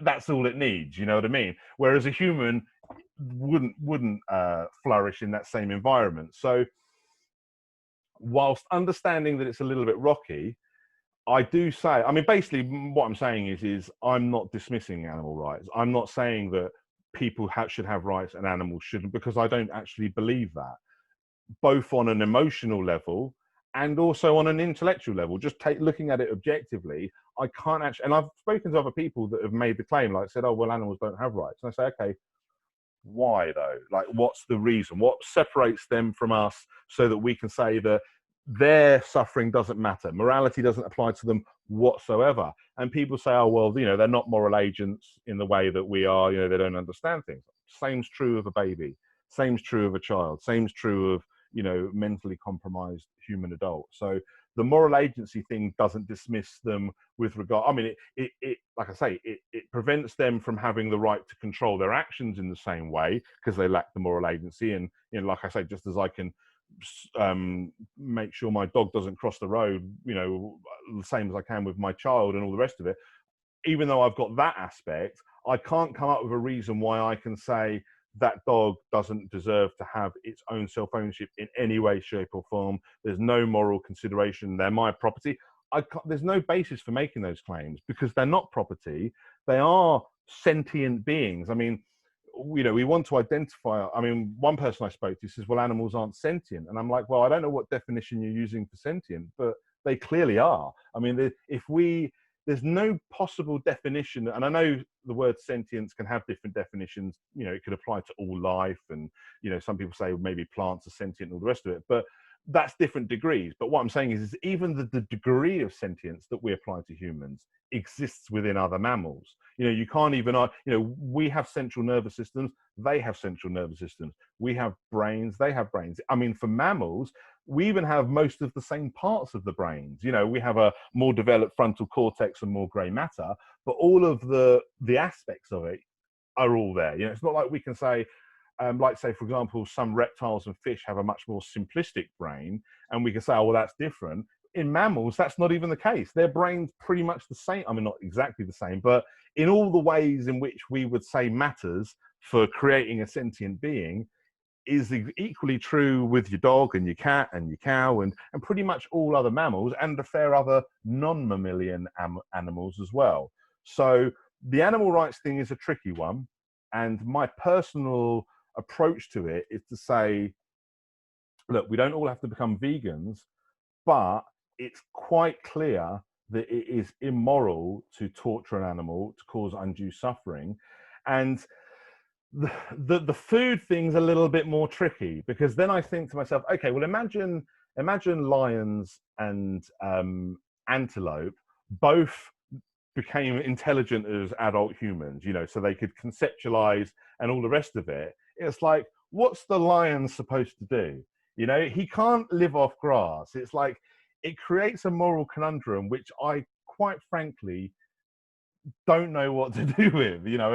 I have to almost, I mean, I've not given up. It's still something that I mull around my brain, and to a certain extent I have advanced a little bit with it, because the whole implicit contract thing is something that I kind of come across as I was thinking about it, which I didn't think about before, which I think could be used, at least there's at least an argument there for saying, okay, we can still have some form of rights, animal rights, and still farm them, because we can, and like have them as pets and what have you, because we can still invoke some implicit contract, or at least make an argument, even if someone would say, I don't agree with that argument, there's still an argument there to be made. You know, there's still a principle to be invoked. But the fact of the matter is and I will confess to you now, and anyone else obviously that's watching this, it's the one part of the non-aggression principle and the concept of self-ownership that I don't bring up myself. I'll gladly delve into it when other people bring it up, but it's like, because I'm trying to present this obviously, and I love presenting it because everything fits so perfectly when you're just talking about people. Unfortunately, when you bring animals into the conversation, shit gets messy. Because, and the other problem is as well, because even if you say, well, all right, we want to draw a line somewhere, it's like, okay, well, even if we did, like the continuum problem that we have with children turning to adults, just because we can't draw an exact line doesn't mean there's no distinction. So you can say, okay, just because we can't draw an exact line doesn't mean there's no distinction between conscious beings that have, you know, the required level of autonomy, or however you want to class it. But the problem is I have no idea where that line is, because we're constantly being proven wrong on our assumptions over what animals can understand and experience and what have you. I mean, I've always been somebody that's been quite aware of the sentience of animals from an early age. I always dismissed people that said, oh, they don't really think like us, feel like us, and they don't suffer and all that, because it's clear to me that they did. And, you know, even as a young child, I could look at an animal in the eyes and recognize another sentient being the same as me. You know, not exactly the same as me, but still it's the same as me in the ways that matter, in the ways that, and even like some people say, well, they can't conceptualize the non-aggression principle. And it's like, well, they can, to a certain extent, conceptualize certain aspects of it, because even an animal of relatively low intelligence understands aggression. They can understand the difference between an animal attacking them and an animal using aggression against them if they attacked, or if they, you know, or if they witnessed something happening. They know that animal attacked that, and that animal defended. You know, I'm not saying they make a moral judgment on it or anything like that, but they can still recognize the distinction. And because we're not able to obviously have long-winded conversations like this with them, we're not able to understand to a real full extent how much they can understand. But it's clear to me that all of the ways in which we would identify and define sentience applies to other mammals. And there's no clear line that we can draw that provides an objective difference between a human being and a mammal, particularly when all of the things that people try to use as like intelligence, you have crossovers, so it doesn't work. You know, you have animals that are more intelligent than humans, some humans, for certain reasons. I know that's not the average. Obviously, humans are the most intelligent creatures by a fair amount, but obviously dolphins come quite close to us. Other primates come you know, a lot closer to us as well. And then obviously you've got like dogs and cats and higher mammals that all, like I say, at least in the ballpark of being in the same realms as our young children and our babies and what have you. And so, sorry, I know I went on a little bit there, but it's because it's such a messy subject that I was a bit messy with my response. A few things there. Just a couple of things. I'm not going to attempt to argue the against that, because I have no idea as well. I mean, my idea on this topic is actually very simple. My perspective, it's that the rights of animals and all other living creatures scale down with consciousness, with sentience. So the same as the rights of a child scale down as they have lower forms of consciousness and sentience. Same thing for animals. And the less sentience and consciousness they have, the less rights they have. So a dog will have more rights than a fish. A fish will have more rights than a plant. And I think that's a very simplistic, but I think fair solution. Not solution per se, but idea how to address this problem. And from there, it just needs, you know, which specific rights do we apply to, each animal. I think that's quite a reasonable way of looking at it, actually. And I think, like I say, I think the only thing I would add to that, which was almost an answer to the what you just said, the question is the only question is how do we decide and what have you. I think implicit consent and implicit contract. I think that's the only way we could. I don't think we can do it with we can't do it as an exact science, but just where we can make a judgment and say, okay, this guy in a coma would probably want us to, do this or whatever. I think we can kind of make a similar kind of judgment call with animals and say, yeah, like like I say, this cow is less aware consciously, and like I say, and also I do also think that it is also valid that you've also got the situation where even although I do think that's a valid point, and I do agree with you on that, and I would actually concur with that. I think that's a pretty reasonable way of approaching it. But I would also add that even without that, you do still have the reality that even if you said, and I'm not saying this is the case, but even if you said that the cow's rights is the same as the human rights, giving the cow a life that's worth living is still different to giving the human a life that's worth living and involve much different things. So even although I do actually agree with you with what you're saying with the gradation, I think that's actually a good way to go. But even without that, even if we had like an equality of things, you'd still have a gradation of expectations because of what's required to give like I say, a cow a humane life. And again, we can even use the same kind of standard, because when we're saying like, is it cruel to bring your child into the world? Well, it is if you're going to beat them every day, but it's not if you're going to raise them with a. And again, it doesn't mean that it's cruel to bring your child into the world if you're anything other than a multimillionaire that's going to, give them everything in the world. We still have like that reasonable standard. It doesn't. You don't have to be giving them the life of Riley, but you can't be. Like I say, again, it's not a precise science, but there's that reasonable standard of what is humane and what is not humane, and we can apply the same principles to animals as we do to humans, even if the standards are different, both with regards to the gradation that you talk about and with regards to what's actually required for them being different as well, if that will make sense. Yeah, sure. I'd like to just very quickly point out that during your assessment of morality regarding animals, you said that dogs aren't property; they're sentient beings, and I very much agree with that. I'm sure you can tell probably where I'm going with this statement. Yeah, if you want to clarify that, that's fine. But obviously, I would argue, yeah, that's a fantastic point, and I would apply the same to human beings. They don't need to be property. um, but Oh, wait, sorry, can I just clarify? Do you, I don't think people are property. I mean, I don't. The self-ownership thing. Do you think that means I'm saying people are property? yeah, I think No, no. absolutely self-ownership Okay, right. Yeah, requires. just to clarify, I don't think people are property either. Like, I don't think dogs are property. I don't think people are property. I don't view self-ownership as meaning property. But I should have made this clear, because other people have said this to me before. Like, oh, so you're saying people are property? And I'm like, no, no, no. Because again, a little bit like you said, where about that doesn't necessarily mean that. Ownership doesn't necessarily mean property. I can apply the word ownership to plenty of things that aren't property, like your actions, which aren't property, like your thoughts, which isn't property. Like, so like, when I say, oh, you own your thoughts, that doesn't mean your thoughts are property. When I say you own yourself. So what I'm saying is like, I'm not saying that self-ownership is a property right claim over yourself. I'm not saying that you own yourself as property. I'm saying self-ownership comes before the concept of property. So you have self-ownership first. You own yourself, not as property, but in the sense of just owning yourself, as in you have right over yourself, you are yourself, and all of that. And then because you own yourself, you can then create stuff that is property that you can then own as an extension because of of your self-ownership. So just wanted to make that clarification that I don't think people are property or animals are in my mind, self-ownership doesn't mean property.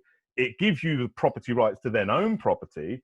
Your car is property, but you're not property, even though you own yourself, if that makes sense. So in that case, then then I think the only issue I have is semantics. It's simply the language you use to describe it.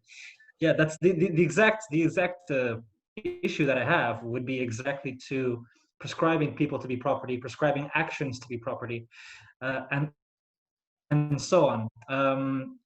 The issue is simply linguistic, because if you mean the exact same thing as me, when I would say uh, I'm an autonomous person, you would say I have self-ownership. We're using different language, but in the sense we're meaning the same thing. Where you would say I own my thought of autonomous thoughts, and we're saying the same thing but using different language, and so we don't really disagree, other than semantics. And most likely, I will keep using this type of language because for me, ownership strictly, necessarily, absolutely refers to property, and for you, perfectly fine with saying ownership isn't necessarily, and that's fine. For me, it does absolutely, necessarily, always, and that is the main have with self-ownership. So you're cutting out again. Hello. So you broke up So then. yes, where did I leave off? Where did I cut? Literally just that last sort of 10 seconds, you just froze. Yeah, I was just saying that essentially we've got to the point where we realize that the main disagreement I have is reducing human beings, complex and fantastic as they are, to property. It can be detrimental. I don't like the idea of your actions being, you own your actions. It's also a little bit reductive for me.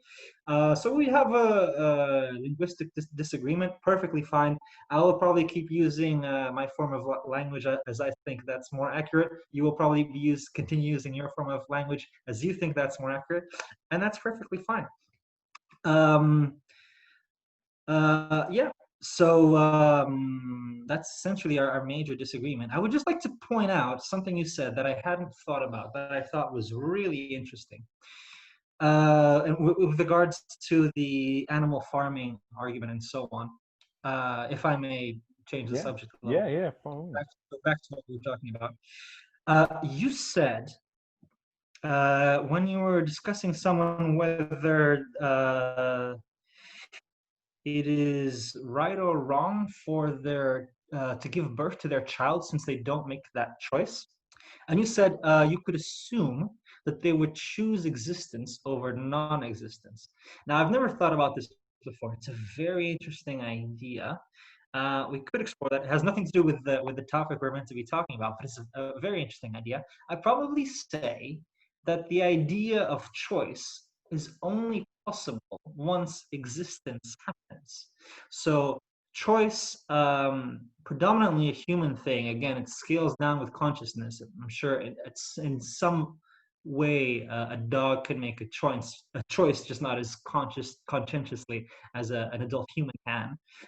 Um, but yeah, to be able to choose whether you would rather exist or not exist in the first place would necessitate for you to already exist, because only when you exist do you have the concept of choice, do you have the ability to make choices. It's a very interesting idea. If you'd like to go into it, we can. Otherwise, Yeah, I'm we happy could. to. Yeah, I mean, just to clarify what I'm saying there, I mean, yeah, you're right. Existence does is kind of required, but I mean, I was looking at it more from a point of view of retrospective choice. A little bit like with regards to the decisions you make for your child before he's old enough to make his own decisions. But then you can say, well, it's reasonable to assume that when he grows older, he won't think that I've been violating him in any kind of way because I made him hold my hand before we crossed the street or whatever. So it's kind of like, I mean, yeah, that. I take your point, but I was kind of viewing it more as retrospective. So yeah, I mean, obviously they can't make decisions, but like in hindsight, like if you could then have the conversation with your child, whether it's when they're older, and say, look, all things considered, are you glad I brought you into this world, or would you have rather not existed at all? It's kind of reasonable to assume that they'd say, yeah, no, I'm glad you brought me into this world. it's, you know, as rocky as life's been, it's not been 100% torture. Whereas obviously if you brought a child into the world and just abused them their whole life, you might get a very different answer to that same question. So it was more kind of the fully accepting what you're saying, but it was more just a kind of almost like a thought experiment. Like, well, if this person could make the choice, either because they exist in some other realm before they, you know, like if you believed in spirits or whatever, or just you don't need to believe in any of that. And you can say the decision that they would later make when they grow older and they think back retrospectively is a little bit like, you know, it's like consent can be given retrospectively. Like, if you, like, say, for example, someone was drowning in someone's swimming pool and you trespassed on their property to go save them and all the rest of it, apart from all of those reasons being why you're not committing an offense. But the other thing would be is the person could give you retrospective permission, so you weren't even trespassing anyway, because it's like, well, no, I wanted him to do that. I couldn't give him permission at the time, but later on, you know, that you know, so it's kind of like, I'm kind of like looking at it from that point of view. Like, it's reasonable to assume that if your child was able to make the conscious decision, whether it's looking back later on in life, or whether, you know, like if you believed in a soul and there was some soul that, you know, whatever you know, it's like I say, it's almost just a thought experiment, but it's just the purpose of it is to make that judgment based on implicit consent. You know, to say it's reasonable to assume that they would make that choice if they could, you know, but you realize that for whatever reason they can't. And in the case of some, certainly with many animals and maybe even some humans, they may never be able to confirm that choice. So you have to just, where you can't get, like I say, where you can't get explicit consent, that's when your only option is to invoke implicit consent and use your own judgment. But you do it, like I say, it's a bit fuzzy, it's not an exact science, but that's where you invoke a kind of it would be reasonable. It would be reasonable to assume that this cow would choose the life that it had, even, you know, it's being farmed and all the rest of it, because it's better than not being alive at all, and it lived a decent life. But take it to a different example where it's living under torturous conditions, and then all of a sudden you get a very different answer to that question. Does that make sense? Yeah, I think you explained that quite well.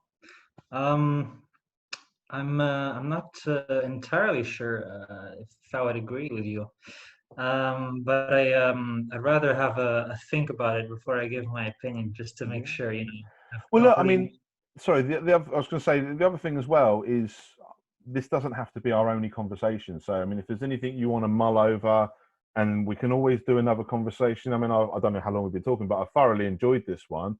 And to be honest, I like having these conversations. I mean, obviously, particularly when it's related to the Nations of Sanity project, because obviously that's something I'm working on, and all of these sort of things help me develop the idea and polish my presentation. And like the thing you said about the language and that, even stuff like that, that's good for me to take on board, because it helps me understand how I can explain it in ways that people understand it differently. I mean, one of the things that I often do when I present the idea, even the idea, if I'm speaking to an anarchist, I often don't say law. I say, let's establish the non-aggression principles, the terms of peace. Because I know that a lot of them, as soon as they hear the word law, they're like, oh, government, law, you know, it's like, because they only associate law with ruling authorities. And even though my idea actually involves establishing it as law through a peace agreement, so it's not involving any ruling authorities, they kind of turn a deaf ear to that because they've been triggered by the word law. So I'll say terms of peace, and they understand what I'm saying a lot better. And it's a little bit similar, like you were talking with the self-ownership. Having a conversation, we're actually closer to each other than it may have originally appeared, because a lot of where we differed was actually more how we're explaining something, and we're actually a lot closer in how we're actually conceptualizing it.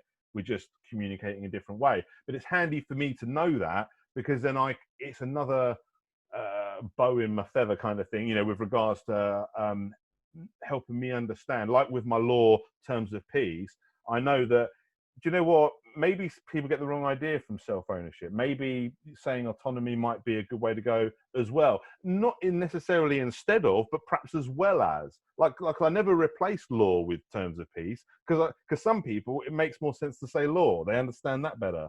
They're like, what the fuck is terms of peace, you know, like they don't know what you're talking about. But like I say, if I'm talking to an anarchist, I almost have to say terms of peace, because as soon as I say law, he doesn't want to listen to anymore. You know what I mean? So these conversations are very interesting for me. So I'm happy to talk a little longer if you want. But if you want to put a pin in anything, we can arrange another conversation, and I'm happy to do that. So. Well, there's a few things we didn't go over, but we went through quite a bit. We went through, I think, uh, relatively in depth with, in particular, morality. We did explore that quite a bit. That was, I think, quite fruitful. Give us each of us different perspectives. I would suggest that perhaps we go over certain points at another time. Perhaps we did mention slavery once, which is an interesting concept when discussing self ownership. I think it's another something for another time. We might also have the ability to reflect a little bit on what the other is said, and whether we would like to reformulate the way we think things, reformulate how we present our arguments, and so on. Um, and also, for any potential viewers, I think it might be good to not to have a 4 hour long conversation. So it's each topic is.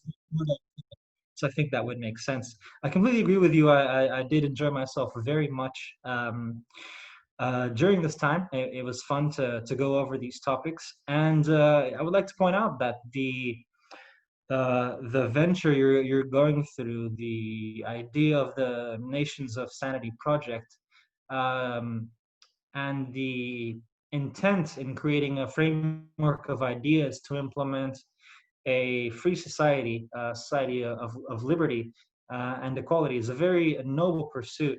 And it's very good to discuss these ideas openly with people who might disagree, who might have things to critique these ideas, to get a dialogue going, and to essentially to get this out there. I think it's a wonderful idea, and I support it. So with that said, if you'd like to have me on a different time, I'd be happy to do so. It was very nice to meet you in a certain sense and have this talk. And I appreciate you for having me.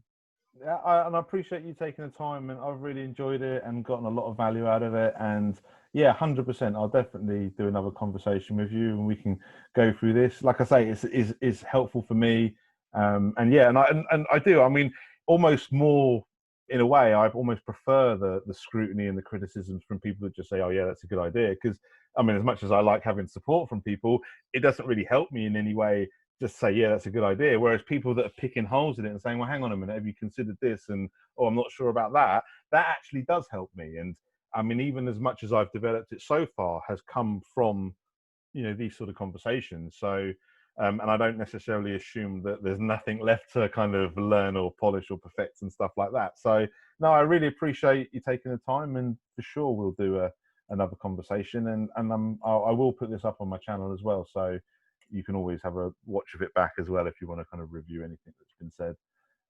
But yeah, that's great. I will say goodbye to anybody that's listening, and stop the recording, and just say thank you again, Tom, for taking the time.